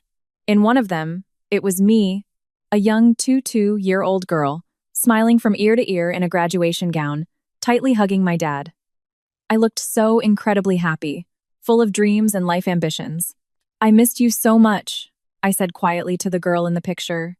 Only at that moment did I fully understand how huge a part of myself I had voluntarily packed into those dark boxes, just so as not to hurt Stuart's pathologically overgrown ego. I had deliberately made myself smaller, quieter, and more bland so that he wouldn't feel threatened by my professional success and independence. Never again. On the third day, I went down to the garage. This was where Stuart's home gym was located. He had spent tens of thousands of dollars of my money on it, the most expensive stationary bike with a screen, professional weight sets, a huge Smith machine that he used maybe once a month. I dialed the number of a local association that helps troubled youth from low-income families. "Take everything from here," I told the coordinator briefly. "Whatever you can't use in your training rooms, just sell it and use the profits for your statutory purposes." The sight of that space being completely emptied of his things filled me with an almost unearthly satisfaction. Into the free space in the driveway, I drove my new car, a brand new Porsche Cayenne. I had traded in the old BMW. I didn't want to drive a car that he had so brazenly exploited for so many years. I wanted something completely new, fresh, something that belonged exclusively to me. That evening, I sat comfortably in my newly reclaimed, beautiful living room.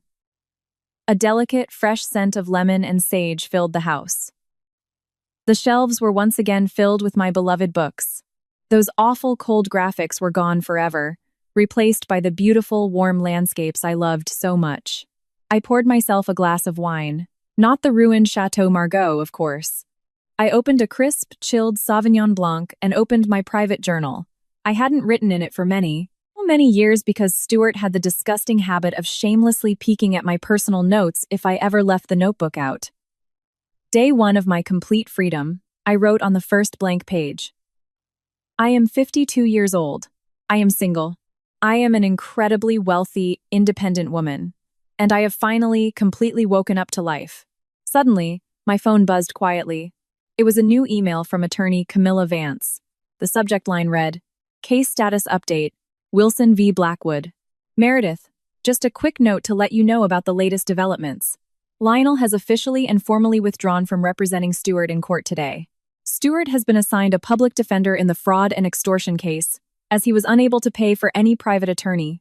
Additionally, he has filed for personal bankruptcy. It seems his entire great global business empire consisted 100% of gigantic, unpaid debts and liabilities." I closed the mail app. I felt a faint, distant pang of pity deep in my heart, but it was incredibly far away, as if I were watching a character in a bad movie on a screen, who, of their own accord, makes the worst possible life decisions. This man had absolutely every possible chance and openness from me. He had a loving wife who fully supported the home and him financially. He had a safe, luxurious haven and a life that most people can only dream of. But greed and avarice completely robbed him of his reason. He wanted, at all costs, to kill the goose that laid the golden eggs, only to cut it open and find, to his horror, that there was absolutely nothing inside but the reflection of his own empty, greedy face. I took a small sip of wine. A wonderful, undisturbed silence reigned throughout the house. No television was blaring soccer match reports in the background. No one was constantly complaining about the food being too healthy. No one was trying to convince me I was crazy and make a fool out of me. It was, without a doubt, the most beautiful and soothing sound I had ever heard in my entire adult life. Exactly 6 months later, I stood calmly in the back rows of the courtroom at the Boston District Court, dressed in an elegant suit that probably cost more than Stuart's current car, if he even had one. My personal presence at this hearing was not mandatory. The divorce case had been legally finalized a few weeks earlier through a quick mediation, in which Stuart participated remotely via Zoom, sitting at the kitchen table in his mother's small apartment. But today's hearing directly concerned the criminal charges of intentional property fraud and my civil lawsuit for the full restitution of all the funds he had misappropriated. Stuart sat hunched at the defendant's table. He looked incredibly miserable, worn out, and neglected. He had lost a lot of weight in a short time, but it wasn't a healthy weight loss. He just looked terribly wasted by life. His suit hung on him like on a hanger, clearly bought for pennies at some cheap thrift store. His salt and pepper hair, which he once styled with such obsessive precision, was now thin, dull, and disheveled. At first, he didn't even notice me.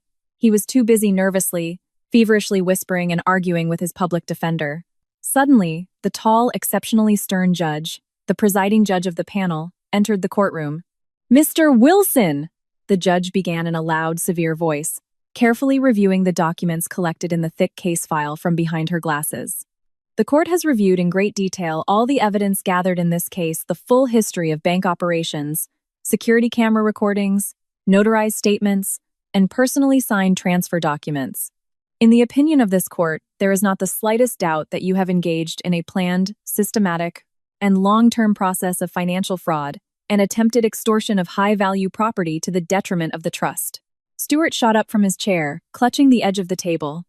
"Your Honor, I was only borrowing all that money for current business expenses. I had every intention of returning the full amount, down to the last penny, in the next quarter. My wife, that is, my ex-wife, just completely misunderstood the whole situation and drew false conclusions. You spent the sum of $1.2 million on luxury personal goods, expensive foreign travel, and the maintenance of your young mistress, without contributing a single dollar of your own to the joint marital property for several years." The judge began to read the justification of the verdict in a firm voice. "And then, using blatant emotional blackmail, threats, and intimidation, you made a conscious attempt to force Miss Blackwood to relinquish her rights to the assets of the family trust. This is not a misunderstanding or a mistake, Mr. Wilson. This is textbook, ruthless financial predation. I hereby announce the verdict in the name of the Commonwealth of Massachusetts. The court fully recognizes the plaintiff's civil claim and orders the defendant to make full restitution of the misappropriated funds to the Blackwood Family Trust in the amount of $1.2 million. Additionally, regarding the criminal charges for intentional document fraud and attempted extortion, the court sentences you to 500 hours of mandatory community service and 3 years of probation under the supervision of a court officer. Any minor violation of the terms of the probation period will result in the immediate revocation of probation and imprisonment." Stewart collapsed heavily into his chair, all the air literally knocked out of him. "But I have no way to pay that," he whispered, broken. "I don't have a job. I don't have a single penny to my name. In that case, I wholeheartedly suggest you find any legal employment as soon as possible, Mr. Wilson." The judge cut him off with an icy, merciless tone. "Official wage garnishments will be immediately placed on every future paycheck and any legal income you may have." As the court officers slowly led him out of the courtroom towards the probation office to sign all the supervision documents, his gaze finally fell on me. He stopped abruptly mid-step. An absolute deep silence fell over the entire courtroom. He stared at me with a look in which rage mingled with a strange, deep regret and longing. I have the feeling that in his terribly twisted mind, a sick hope still flickered that he could somehow approach me, talk to me, and manipulate the whole situation again. "Meredith," he choked out quietly. I didn't answer him with a single word. I just stood motionless and looked him straight in the eye with stoic calm. I stared at the man who, just a few months ago, had brazenly called me an old hag, a man who had cold-bloodedly planned to drive me to total madness and breakdown. "Are you finally happy now?" he asked, his voice filled with terrible bitterness. "You've ruined my entire life." I took a small step forward, and the click of my elegant shoes echoed loudly off the courtroom walls. "I didn't ruin your life, Stewart," I replied in a completely calm, clear, and loud enough voice for my words to carry down the entire hallway. "I just stopped paying for it." I turned on my heel and walked proudly out of the courtroom. Outside, I was greeted by the crisp autumn air. The leaves on the trees shimmered in beautiful shades of gold and red. Tiffany had fully cooperated with law enforcement and accepted a plea bargain. She confessed to grand larceny and received a suspended sentence and probation. She packed her things and returned to her family's home in a small town outside of Boston. Her proudly maintained Instagram account was completely deleted from the internet as soon as the public learned of the scandal and what she had brazenly done. Stewart, meanwhile, is currently living in his mother Lorraine's dark basement and working part-time at a local car wash, scrubbing other people's cars for minimum wage. And me? My design firm just closed its best, most profitable quarter in its entire history. I launched my own signature line of exclusive home accessories, and for tonight I have a special date planned. And not with any new man, but exclusively with myself. I've enrolled in a professional culinary workshop in sunny Napa Valley. Tomorrow morning, I fly out for a whole month, the exact same trip that Stuart so beautifully promised me for so many years, and, of course, never delivered. I'm going there completely alone, and I simply can't wait. The evening before my departure for Napa Valley, I decided to host a large party at home. It wasn't a stiff business function or an official charity gala. It was an intimate, warm dinner for all the wonderful people who stood by me and supported me in the moments when my world was falling apart. My large dining table was beautifully set with my grandmother's antique porcelain. Dozens of candles burned throughout the room, casting a warm glow. Camilla sat relaxed in her chair, laughing loudly and sipping good champagne. Kendra sat right next to her, beaming with pride, as just 2 days earlier, I had officially promoted her to Vice President of Operations at my company. Mrs. Peterson, with delight, recounted for the 10th time the story of Stuart's great lonely march with the trash bags through the neighborhood, adding more dramatic and comical details each time. Even Mr. Donovan, our brilliant private detective, dropped by for a moment to raise a quick toast with us. To Meredith. Camilla raised her glass high, silencing the whole company for a moment.